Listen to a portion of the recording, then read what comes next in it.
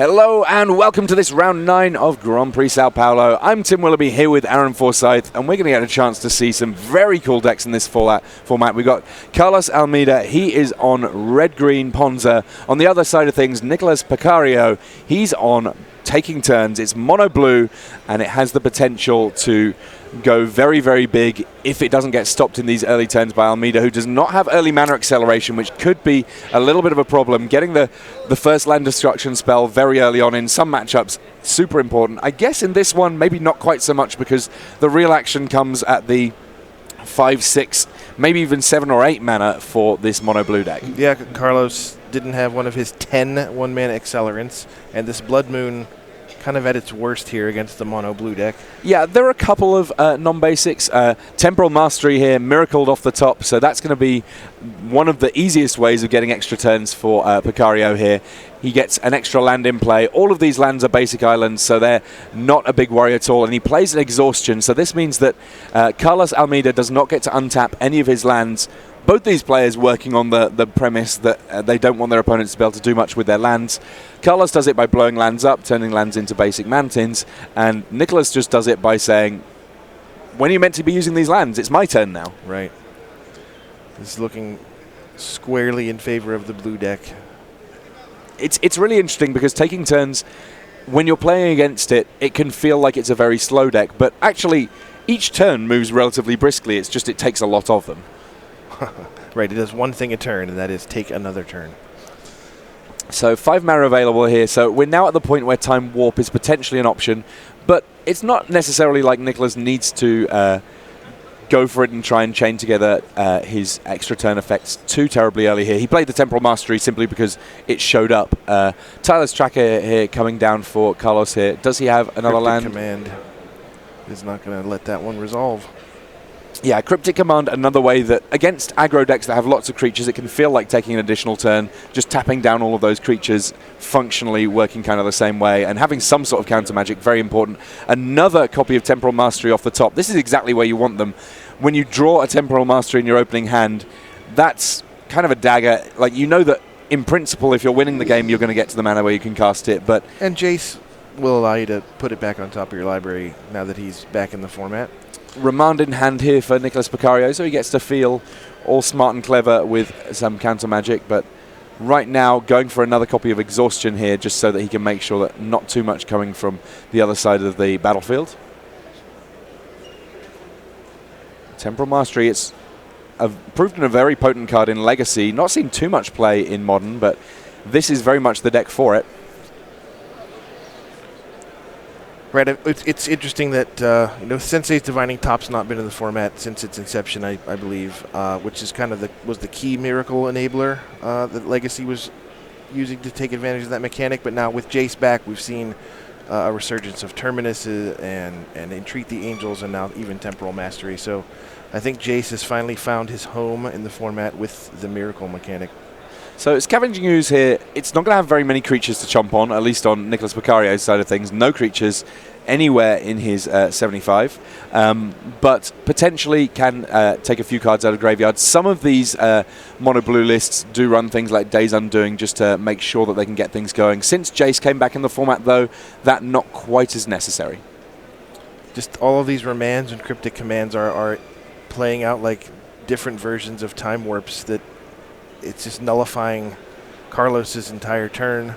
There's a Giga Drowse to tap down everything. That another way of making sure that these turns that happen don't end up being quite as potent. And some of these mono-blue taking turn lists run Howling Mine to continue to draw into cards. And I saw a nice play yesterday from a taking turns player of using one of those Giga Drowse copies to tap down your Howling Mine so your opponent doesn't get to draw a card. Oh, that's right. Howling Mine with the very old school wording of as long as this is untapped, each player draws an additional card. All right, so here's a Utopia Sprawl. Carlos Almeida, this is his turn to potentially get something going here. Nicolas doesn't need all of the turns, he just needs enough of them. And enough is far more than the average amount that anyone would get to play with. Right, so this is kind of what you were describing earlier. He took a bunch of extra turns, he got up a bunch of lands, but he's only got a couple cards in hand and nothing threatening on the table, so So remand here on Tyler's tracker means that this big turn from Carlos, not quite as big as he maybe hoped. Tyler's tracker, obviously when you've got plenty of lands to work with, either in hand to play or in order to sacrifice clues, getting relatively potent. But as of now, the life totals are 2020, and I can't help but think that that favors Nicholas here. Absolutely.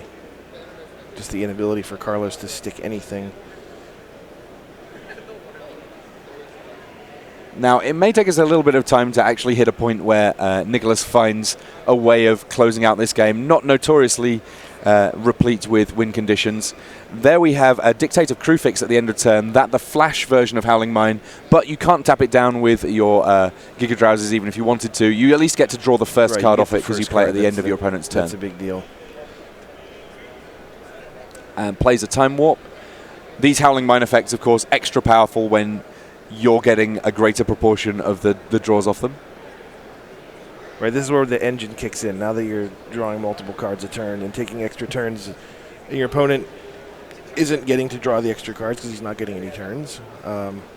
This just starts piling up massively in favor of the blue deck. So part of the Water Veil means that this Inkmoth Nexus, while it is currently a mountain, still getting to attack for 6. That's so hilarious. Clearly Nicholas, you know, he drew it up. I actually think that this is kind of a dangerous choice because if we say that Carlos is on Ponza, Molten Rain targets non-basic lands, right?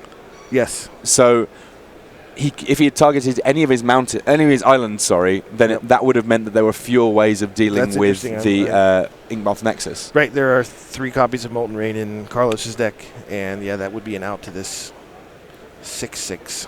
I mean, it may well be that right now Nicholas is so far ahead that he's not really too worried.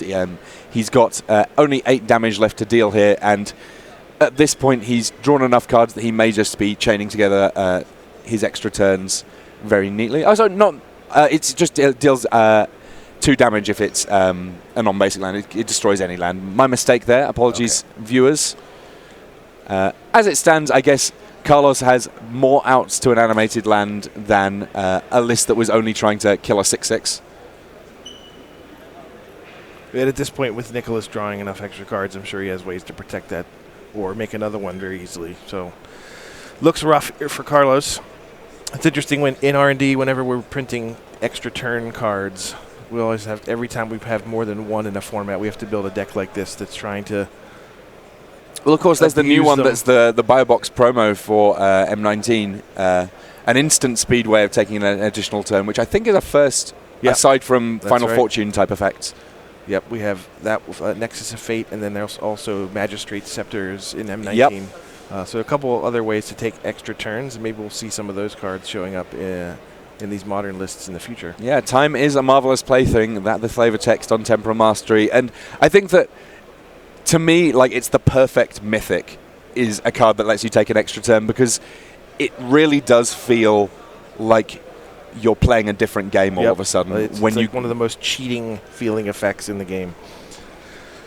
And Nicholas Picario there, able to navigate that game comparatively easily. There wasn't the really explosive early start from the Ponza list that we would typically expect. There are a lot of one-mana accelerants. We didn't see any of them there.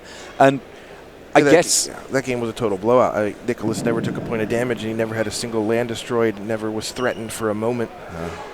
Yeah, you kind of wonder a little bit what was in Carlos' hand because yes, he got shut down by exhaustions early and often, and there was key counter magic on the creatures that he did try and play, but it was if Nicholas was trying to put on a demonstration of how taking turns wants every game that it ever plays to go, it would essentially be that. I mean, I guess that Carlos kept a hand with an early Blood Moon, and there are other matchups where casting a Blood Moon on the natural on turn 3 on the play is enough to make sure that that game is largely locked up. In this instance, it was almost entirely a blank card. I mean, the Inkmoth Nexus being able to chip through for poison damage on all of those extra turns might have been interesting, but ultimately I don't think it would have been dramatically faster than what we had going on. I do kind of like the Inkmoth Nexus alongside part of the Water Veil, though, because you can put those counters on Inkmoth Nexus and then say, I'm attacking with a 7/7 flying infect creature. Right. And that will close out games incredibly quickly. Right, you can get it done in 2 turns instead of the 4 that the 6/6 would normally take. So sideboarding. Carlos gets a couple copies of Choke, which could be very huge in this matchup. Oh, Choke will be absolutely gigantic. This is one of the most aggressive types of color hosers and perfectly positioned for this matchup. But that's kind of it. Most of his other cards are not useful in this matchup, and he doesn't have enough sideboard cards to even take out all of his Blood Moons effectively. I mean, he may bring in things like Kitchen Finks or Obstinate Baloth just to try to put some pressure on the table, but if he really needs one of those 2 chokes early in the game in order to put this thing squarely in his favor. Yeah, and when it comes to what can be done about Choke on the other side of things, because 19 of the lands in Nicholas' deck are basic island, he doesn't have any blue sources that are not island. He has one Mikakoro. Oh, so one Mikakoro, Center of the Sea. So he's running very, very light on being able to... I mean, it's the sort of thing that if he had more non-basic islands, if he just happened to be a blue-black version of this deck, for example, right, with some Watery Graves here and there, then he might have not Watery Grave. I guess no, that's fair enough. But yeah, some Drowned Catacombs or Drowned Catacombs. Yeah, there could be potential lands that he could use to get to a point where he could Cryptic Command to bounce a Choke at a key moment. As things stand, if he gets caught with a lot of tapped islands, his ways out are very limited indeed. He's got Echoing Truth that he could potentially work his way up to. Play an island untapped, play another island untapped, hope that those ones don't get blown up. Right. Echoing Truth. But it has the potential to slow him down sufficiently that Carlos could take these subsequent games. He has negates that he could potentially bring in to counter that. I mean, it's going to be a matter of Carlos not only blowing up or locking down Nicholas' land, but he also has to have some significant pressure. Just a Choke by itself is not going to... He's not going to have infinite time to do whatever he wants because Nicholas will figure out how to get out of that. So he's got to have a combination of disruption and pressure. Well, turn 1 Utopia Sprawl will make everything a little bit easier. Typically, the color you name there is red. When you've already got Chandra in hand as well, you've got the potential for a Molten Rain and similar. You just want to be able to get into those key spells just a little bit earlier. No spell on turn 2 for Carlos, though. I do see that he has Chandra Torch of Defiance in hand, so it's not as if he's not going to be doing cool things early. It's just that those cool things coming turn 3 rather than turn 2. He really wanted to make a play on turn 2, though. Now that Nicholas has 2 mana, he can have Remand or Negate or any number of things that's going to keep Carlos from actually executing his plan. Yeah, we will see soon enough whether or not Nicholas has any of those cards in hand. Haven't had too much of a glimpse as to what he's working with just yet. Big fan of all the matching islands that Nicholas is working with here. And this is another signal of the kind of the thinking when it comes to Modern, that you find a deck that you love and then you really make it your own. Right, you personalize it, find all the exact versions and foils or signed cards or these APAC islands that he has here. Yeah, I mean, I love the notion of figuring out what your favorite land is. And we see, the Ice Age lands for Carlos Almeida here. Nice. This is nice. Yeah, Bloodbraid Elf into Molten Rain. This is a power play here. And if there's no counter magic from Nicholas Picario here, this puts him in a very tough spot because this is both disruption and a clock at the same time. Right, if he had a negate, or a remand, he would have used either of them there. So clearly it doesn't have any. So Giga Drowse to tap down the land with a Utopia Sprawl on it and the other red source here. Nicholas Picario does not want to get stuck in a lock of not being able to get ahead on lands here because there's enough land destruction in Almeida's deck that there's definitely the potential to have land destruction followed by more land destruction, at which point you're so far behind that catching up becomes very, maybe not impossible, but certainly very improbable. As things stand here, Giga Drowse into exhaustion. The Bloodbraid Elf and those lands will not be untapping. This is what he needs to buy himself a little bit of breathing room. Yeah, and if he has a 4th land, then he gets to start casting Cryptic Commands, which can then buy him enough time to begin taking turns. All right, Nicholas. you've found a Radiant Fountain. I actually like Radiant Fountain quite a bit here. The life gain on it seems like it's worthwhile being a non-island card in your deck. Being mono blue, I think there's actually a fair amount of space for utility lands if you want it. It's a land that comes into play tapped, gives you a couple of life, and that couple of life on occasion will be very welcome. Right, and yeah, there's any number of colorless lands he could have chosen, or utility lands he could have chosen for those slots. So it's telling that his choice of Radiant Fountain says that the thing he most needs is ways to keep his life total high early in the game, so that he can start executing his plan. And crucially, like while there are, I guess, you could have Glimmer Posts in there if you wanted to be getting life. These guys come into play untapped. They're not disrupting anything else that you've got going on. It's almost impossible to end up in a situation where you don't have the blue mana that you need here. But Chandra Torch's Defiance coming down for Carlos Almeida, and Nicholas, if he's got an answer, he's very slow about playing it out here.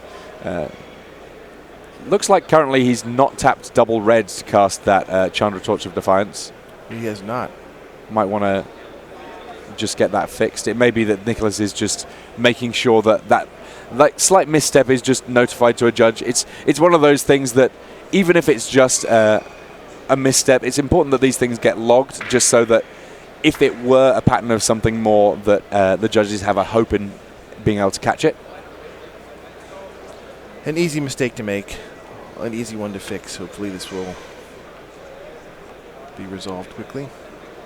And indeed, I'm sure that Carlos hoping that his Chandra does resolve, because a big delta on his chance to win the game if he's able to get a Planeswalker down.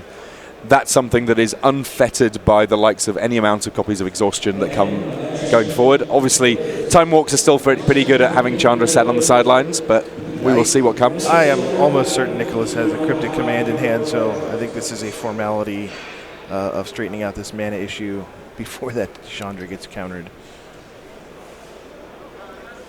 I mean, there certainly could be follow-up plays for Carlos here, for which he might want the double red. Most of his 2-mana spell, I think, is Scavenging Ooze at 2, and that's mostly it. Unless he sideboarded in some strange cards like Abrade or Destructive Revelry, but I don't think there's any reason to do that. Yeah, I mean, Destructive Revelry has a couple of targets in the Howling Mine effects. Yeah. We will find out soon enough.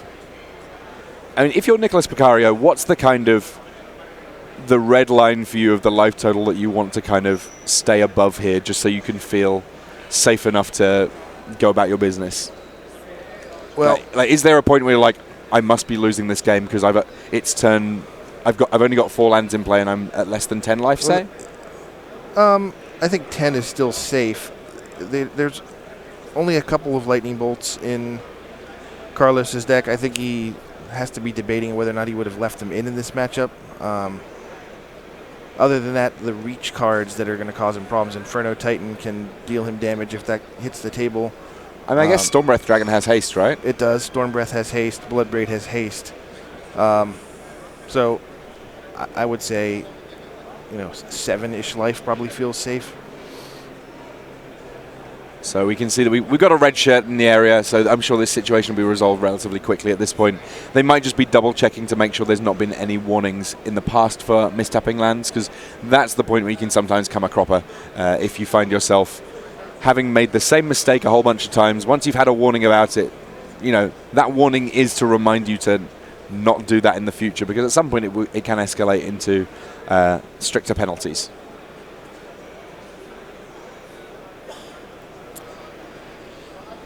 These players just stepping away from the table briefly.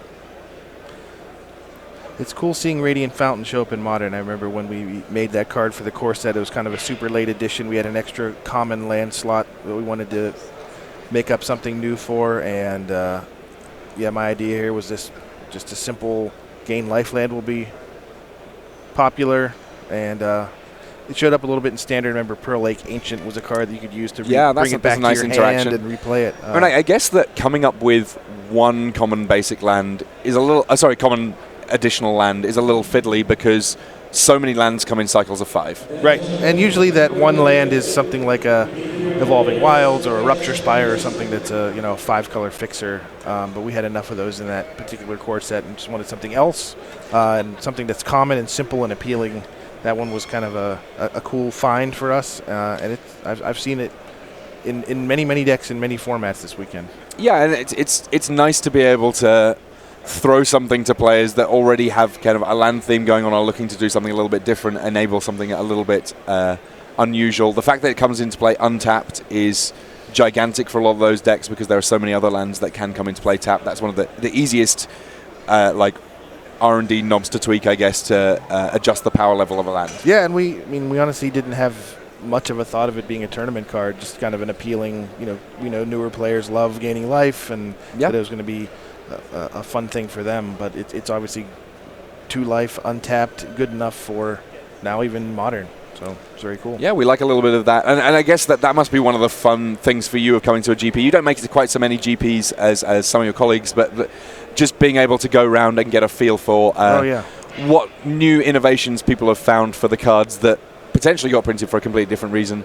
So it looks like things have been wound back here. The lands have been untapped. And Carlos will get a second opportunity to cast that Chandra Torch of Defiance, and he's being given a bit of a talking to the judges to make sure his communication's good and clear. I think that's one of the takeaways for everyone in almost every circumstance when it comes to Magic. If you communicate what you're doing super clearly, it makes it much harder to have a big judge issue.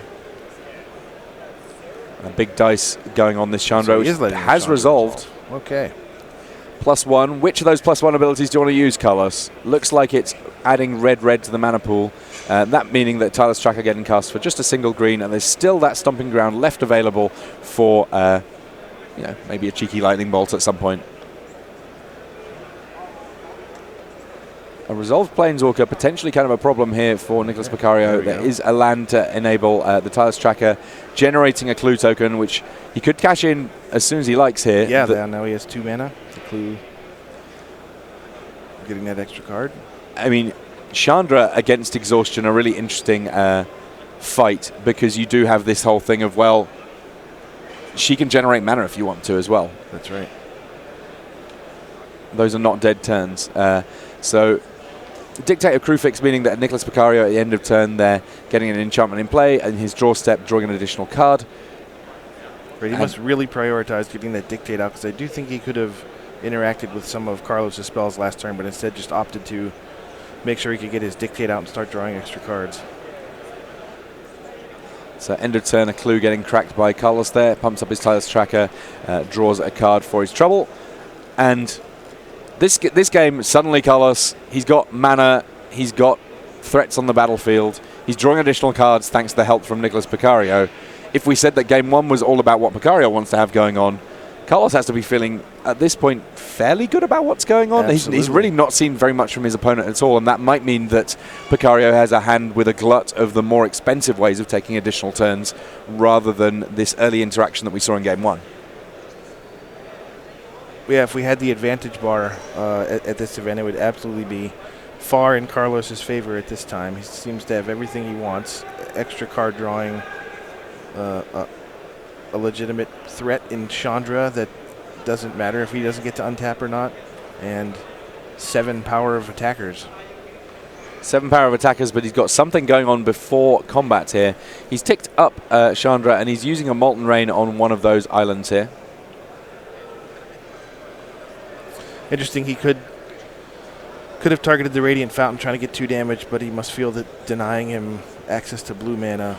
I mean, Giga Drowse on its own does use a lot of blue mana, so I can see the appeal of making sure that it's harder to get things going. But Cryptic Command here, coming from Nicholas Picario, will mean that this Molten Rain unable to resolve. And while I would say that the most used combination of abilities on it are Counter Target Spell, draw a card, there might be a temptation here to Counter Target Spell, bounce Chandra. I think it might be tap the attackers as well.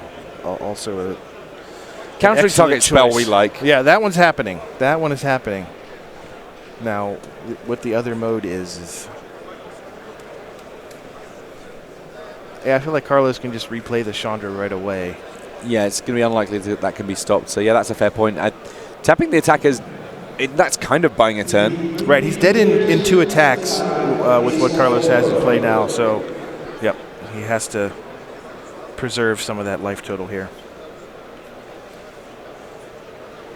And there's still space for an Inferno Titan this turn from Carlos Almeida. Somewhat scarily. That's part of the power of Chandra having tipped up for mana there. I mean, I guess that must be a bit of a scary moment for Nicholas, in as much as when your opponent has so much mana available anyway, and then Chandra ticks up for mana rather than cards. Yeah. You know that you're going to have a rough old turn. Right, and when your counterspell costs 4, which means you're only going to get to counter one of the multiple spells you imagine your opponent's going to play.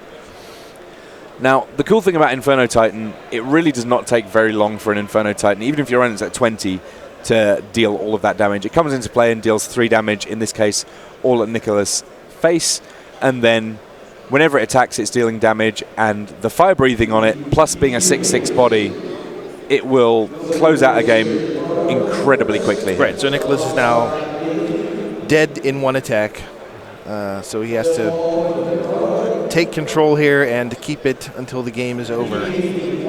And there's every reason to believe that he would be able to do that. Oh, yeah. I mean, he's got 6 mana. That's easily enough that he can start putting together Time Walk effect. I believe that there is a Giga Drowse that he can be working with as well here. Starts things off with a Serum Vision. So at this point, he has the potential still to cast Time Warp. Sees a Time Warp on top of his deck.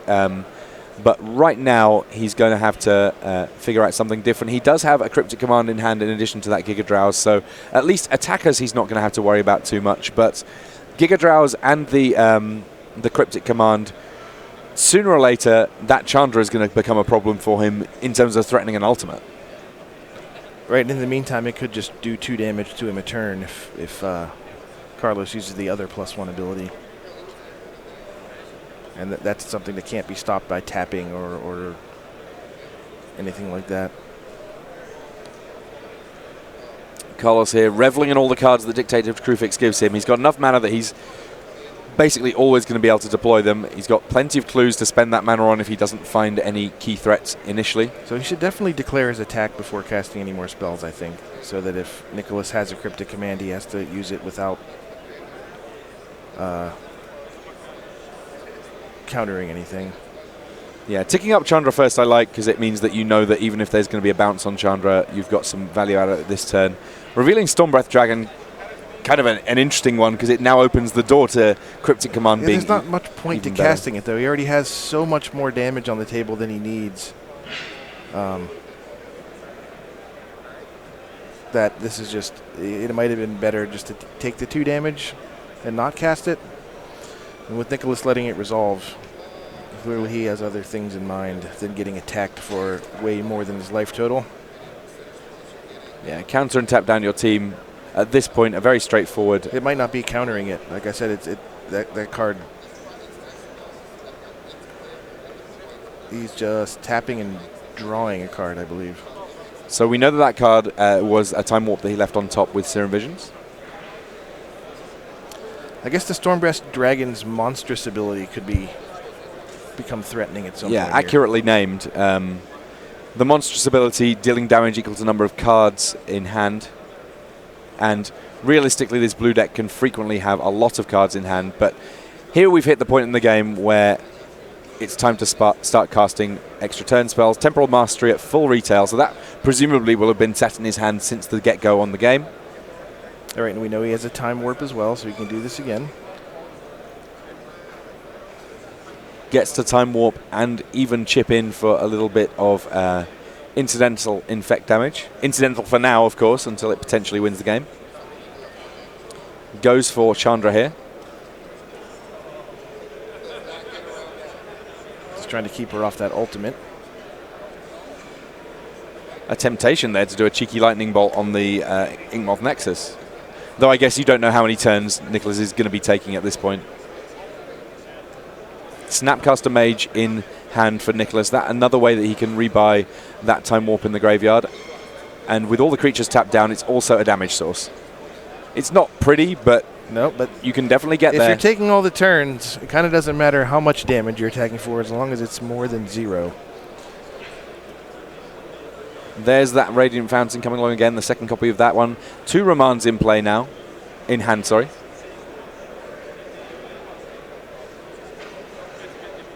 This is, like, one of the things that I like about playing this deck is there's kind of the sweat of, even once you're in this position and you start casting your extra turn cards, it's by no means a foregone conclusion that you're going to be able to continue casting them for long enough. Right, you haven't assembled a combo by any means. You've just kind of built a little engine that makes things easier and heavily in your favor, but things still have to go right.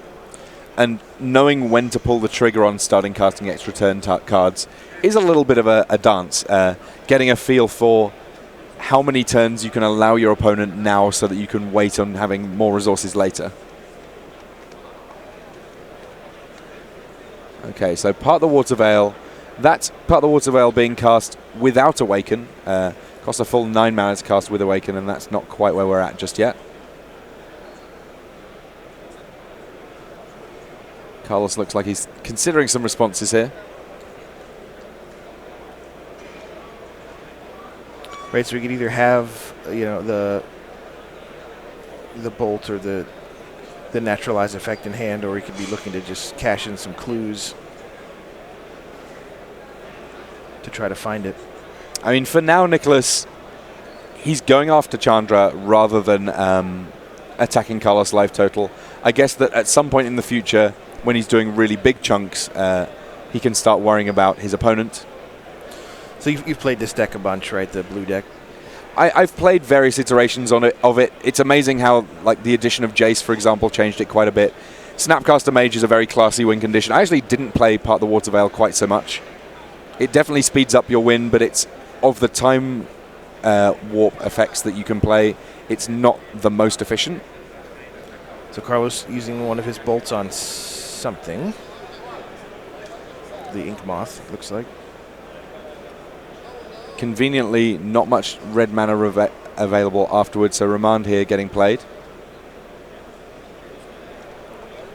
That's going to mean that Verdant Catacombs gets cracked, so we are going to be fetching up, presumably, a Stomping Ground here. Yeah, he has 3 in his deck, so 1 left to get. I was just curious how many times in your playing of this deck you end up with multiple turns queued up. Oh, it could definitely happen, and it's something that really requires a little bit of careful management, whether that's online or offline, because online there's not a clear indicator, oh, you've got 3 turns stored up, and it's definitely possible if you end up with some stored up that you can be like, oh, I've got a turn off that I don't need to do things. You lose track, and suddenly your opponent has the turn, and that's a disaster. So I have, like, next to my monitor, next to my PC, I have a little dice that I'm using to keep track of how many turns I have. I've seen people in real life with some sort of a visual indicator, a die on top of their deck, for example, of how many additional turns they might have. Because it's definitely possible, especially when you've got a big plan and then you happen to miracle into a Temporal Mastery to queue up a few turns. So Nicholas dealt with the Chandra, hammered away at her for several turns, and now she is off the table, and then used Exhaustion as his kind of pseudo time warp effect now that the Planeswalker's off the table and he can't use that. I think Exhaustion an incredibly important card in this deck, because not only does it function as a time walk in the early turns, it also in these late turns is an easy way of casting multiple spells in a turn.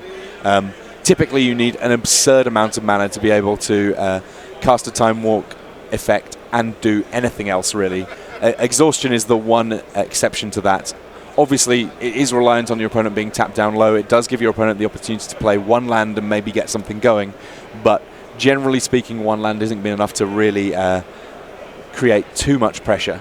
Right, so Carlos got a turn, and all he could really do with it was cast Scavenging Ooze and make another clue, which, considering how much stuff he has on the table, is a pretty lame turn. Yeah, it's a really strange scenario that you come up with quite a lot when you're playing taking turns against people, that they can look like they've got an incredible board, but it's ultimately utterly irrelevant. That was an upkeep copy of Dictator Crewfix so that the draw would happen. It's an additional draw in the draw step, so drawing 3 cards a turn now, and conveniently doing so when there's enough mana to be able to cast Temporal mastery, take an additional turn here. You have to discard down to hand size at the end of each one of those turns. You do. At this stage, it's not too terribly difficult to cast multiple threats in a turn, even if one of them is some sort of a Time Walk effect. And we do have Jace in hand now. Jace the Mind Sculptor definitely making life a lot easier for a whole variety of reasons.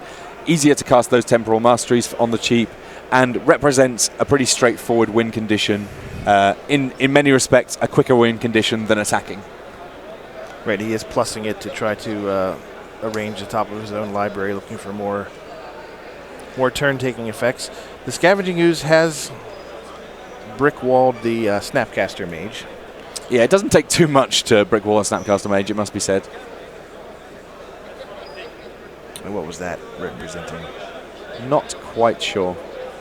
It may be that at some point Nicholas does want to represent if he's got multiple turns going on. I can't think quite what it could be right now. Storm Count? Poison. He just did one attack for one with the Ink Moth. Yes. Yep, poison. Front and center, that poison counter. Doesn't want to forget about it. And this is the point where playing online, it's perfectly reasonable to expect that the opponent might go off and fetch themselves something to drink, maybe check out what's in their Netflix queue for later, maybe just start watching some of that stuff. In real life, I must admit I've played this online a lot more than I have in real life. This is the point where I end up feeling a little guilty as my opponent kind of has the sigh and the roll of the eyes that they kind of know they're dead, but they do have to keep watching because it's definitely possible to fizzle. Like you brought up earlier, part the Water Veil on the Infect land, now 7 poison. So I was worried he was going to chip. He has exactly one Ink Moth in his deck. That this was going to be a 10 extra turns, poison you over an hour. As it turns out, there's a slightly quicker way of doing it. I really like the 1 Ink Moth Nexus in the list.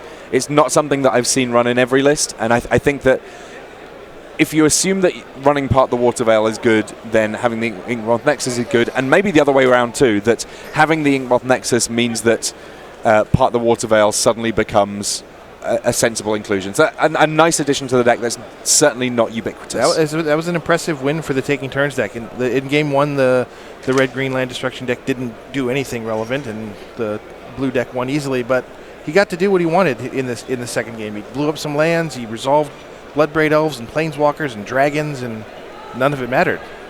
Yeah, very good game there, and certainly showed that you can't ever underestimate these blues decks, because it turns out they very often do have the extra turn there. We're going to have plenty more Magic for you. Do not go anywhere. We will have it right after these messages.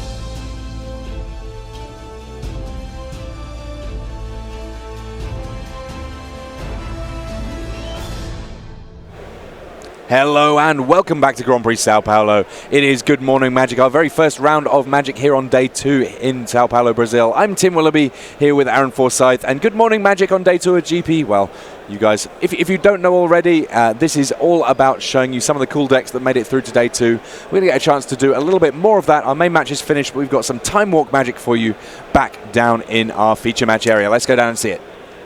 So we've already seen a little bit of mono blue doing cool things. We're going to see a different mono blue deck doing cool things now.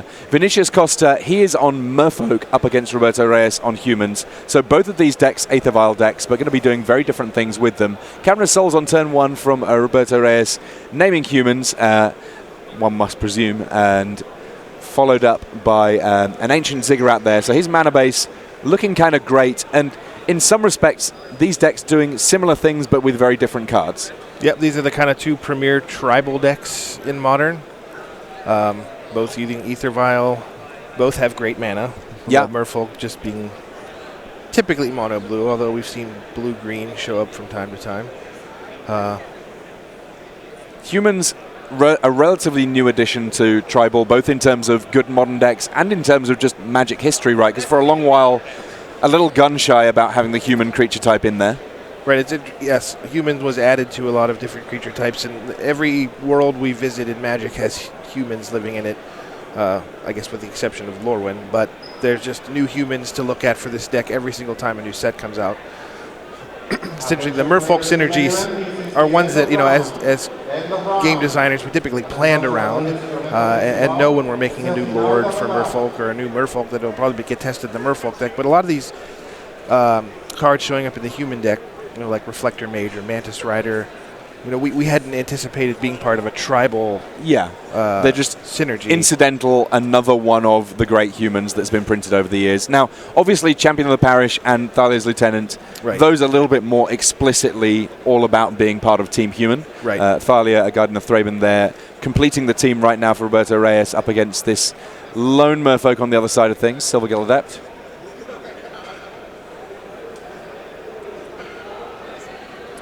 And I kind of feel like right now, humans is a bit like Merfolk, only doing it better. Right. So I mean, Champion of the Parish is a card unlike anything that the Merfolk deck has access to.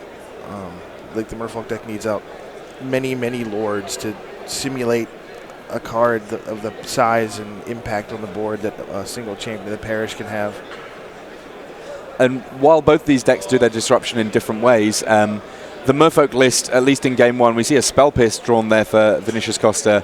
Very few things that Spell Pierce can even get pointed at. Meanwhile, a Kitesail Freebooter coming down, in addition to anything else, it's a form of disruption that's also a creature. A Meddling Mage that's coming down, naming something, it can definitely hit key creatures that might come from the other side of things, and that's exactly what we see now. Meddling Mage coming down. Chris Pacula's Invitational card. Roberto playing with the Alara Reborn version. He is. Yep. So Merfolk. It in a way, the Merfolk deck reminds me of the Slivers decks of days gone by, where you're just trying to play as many +1/+1 lords as possible, and beyond something like Curse Catcher. Most of the cards don't do anything other than make your creatures bigger and attack better.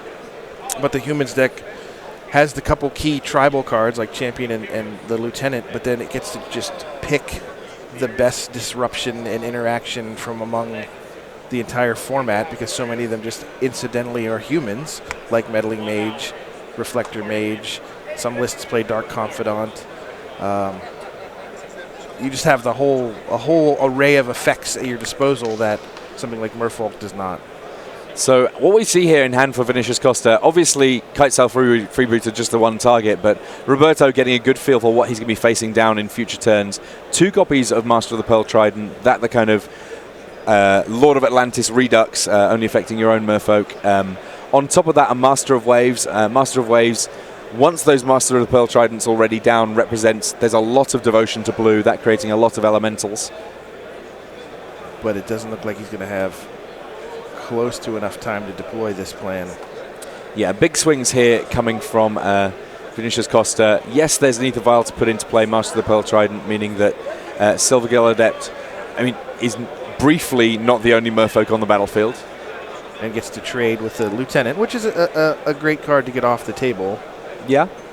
Spreading seas on the battlefield means that Island Walk also not irrelevant here. Island Walk meaning that all of those Merfolk that are going to be in play on Vinicius Costa's side of the battlefield, they can attack, and because there's an island on the other side of the table, cannot be blocked. All right, so he's going to get six elementals as the Spreading Seas. Or is there even more than that? Yep, 6. His devotion to blue.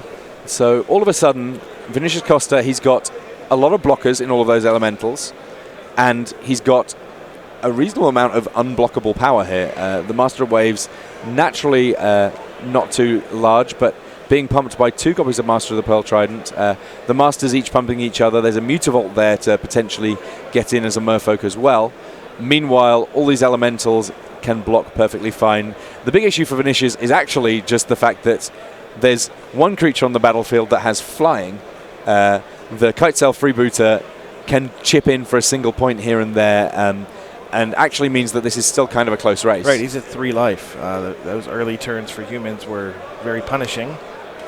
But yeah, it's the Master of Waves has swung the board, certainly back to Vinicius. And Merfolk, another one of these decks. This is kind of very much what Good Morning Magic all about, that the people that like it love it. Corbin Hosler, who works on coverage, he's a Merfolk guy, and when Ixalan came out, he was very excited about the potential to add not just some new cards, but potentially a whole second color to his Merfolk lists. Right. And I'm sure that many of these Merfolk players will essentially have their battle box of all of the Merfolk available so that they can make sure that if something changes, they can roll with those punches. Yep, we added another 1-drop Merfolk to the format in M19 with Mistcaller that has interesting interactions with cards like Collected Company and Ether Vial. Along comes a second copy of Meddling Mage here. In many respects, the most important thing here just being it's a warm body. Not too many cards that need to be stopped with Meddling Mage, especially given that if it's some sort of a Merfolk, it can get put into play with Ether Vial potentially at some point, because you're not casting that spell, you're just putting the creature into play. So Vinicius is at 10 unblockable power. 3, 6. Well, there's the Mutavault as well. Oh, so 14.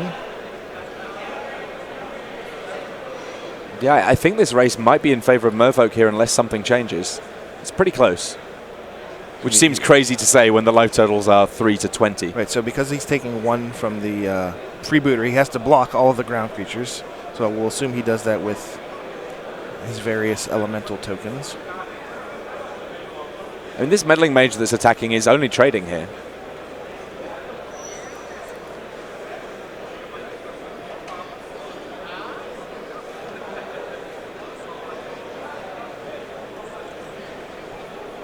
I'm not sure that I'm in love with this big swing, though maybe I'm missing something here. Well, he's only going to have 2 turns no matter what. So he just wants to try to get stuff off the table. And I think he's at a position now where he's just going to be hoping to draw a Mantis Rider or a Kessig Malcontents or something like that. I mean, surely this line of play, though, means that he's only got 1 blocker left, so the remaining elementals could prove pretty relevant here. 1, 2, 3, 4. Yeah, maybe that was a bad attack. It's now, I think, right. Does he have 22 power there? I mean, Vinicius Costa tapping a couple of lands here. He's got an Ether Vial in play. I think he might be able to do better. Activates his Mutavault here. Right, this might be 22 power. Maybe Roberto is... I don't think he'd be sandbagging a Reflector Mage or anything like that, because he would have used it before he attacked. We'll find out soon enough. I guess, yeah, the Ether Vial means that any creature that's getting put into play here just about enough to stay alive.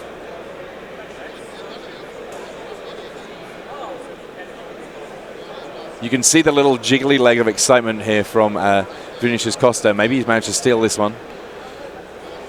1, 2, 3, 4, 5, 6, 7, 8, 9, 10, 11, 12, 13, 14, 15, 16, 17, 18, 19, 20. Yeah, look at that. Yep, nothing on that ether Stole vial. that game. That was a ambitious. Well, he did block with all 3 elementals. So if he didn't attack, he would have had just as many those more elementals, yeah. coming back at him. So he was kind of dead either way. All right, we get a chance to jump onto our next game here. The wonders of Time Walk Magic. Oh, winning at a low life total. Is there a better feeling? Just sort of stealing wins. Yeah, it was awesome how he could just put that all together basically in one big turn. He went from having no relevant board to having everything going on, yeah. Power of creatures. All right, forget everything I said about humans being better than Merfolk. Master of Waves is the card we were kind of underestimating there. Yeah, our fishy masters are going to show us how it's done. It's the army in a can. It is a card that humans does not have a card like that it represents, a whole large number of creatures just from one card. Both players with the early copy of Ether Vial. Looks like there might be a Stony Brook Banneret in hand for Vinicius Costa here in game 2. Every time these tribal sets come out, there's a whole swathe of players that are just gleefully rubbing their hands, hoping that their pet deck gets a few additional things with appropriate creature types. Uh-oh, no second land. Now, while Ether Vial does a lot of work, you kind of want to be using it alongside casting creatures, ideally. Yeah. Right, I feel like he was just hoping to draw land number 2, and then his hand would be amazing. Yeah, I mean, I guess that's whenever people are looking at mulligan decisions, one land hands always look amazing in terms of the spells because there's so many spells. But so taking a point off Horizon Canopy here in order to be able to cast a 3-drop on turn 3. Mantis Rider the pick. Now I think there might be a Dismember in hand here for Vinicius Costa, so Mantis Rider, one of the cards that's more problematic because there are fewer ways for him to interact with it with blockers. Dismember, of course, you're paying 4 life to be able to kill that creature, but it's not going to take very long for it to be efficient in terms of the damage. Yep, that would have been, that 4 life would have been made up by, he's already ahead of next turn. Come on, let's draw ourselves a land. Unfortunately, does not happen. And Vinicius just double checks that he's not got more than 7 cards in hand before passing the turn. It's not like the humans deck is flooding the board here. So, I mean, I still think he's... Oh, wow. Everyone's got Phyrexian mana removal. Gut Shot coming from the humans list. If we're talking about cards that let you sneakily do surprising things, Gut Shot very high on that list. Ether Vial on 3, a second Mantis Rider. I mean, putting an Ether Vial up to 3 suggests that there must be something similar going on. Double Mantis Rider thanks to Phantasmal Image. That is a fast clock. Yes. 6. Hasty flying. And we've hit our second land here. Maybe able to start getting something Kept his going vial on. on 2. And that makes sense. Not too many. Like, basically, putting your vial above 2 means that you're working toward Master of Waves in my estimation most of the time when it's Merfolk. Echoing Truth coming along to deal with both Ether Vials on the other side of the battlefield. That signals to me that there must be something that Vinicius Costa feels like he can do about these 2 copies of Mantis Rider that are threatening a 2-turn clock on him here.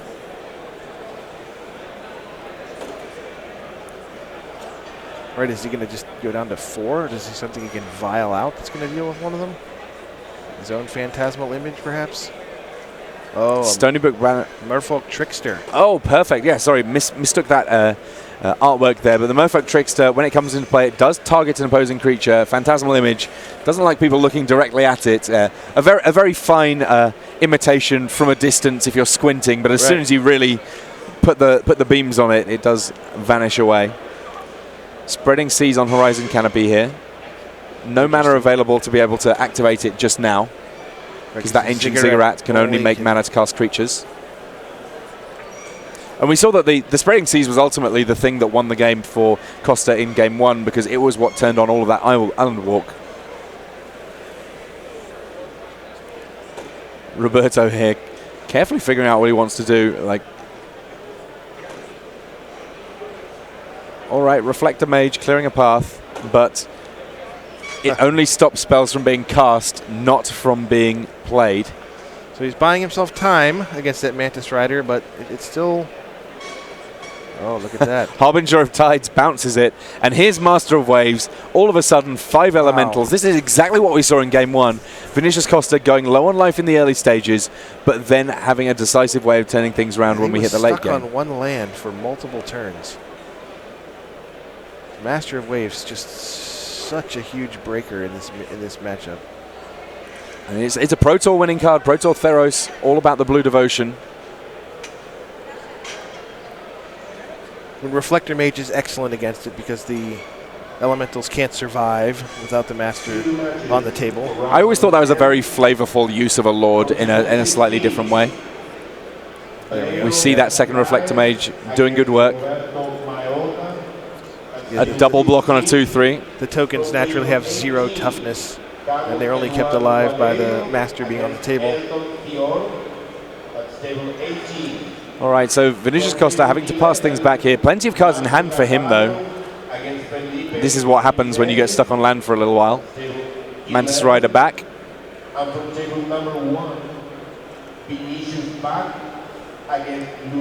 Another Merfolk Trickster. Well, it makes it lose all abilities, so it doesn't fly anymore. Yep. Nice ability there to get the block on. Yeah.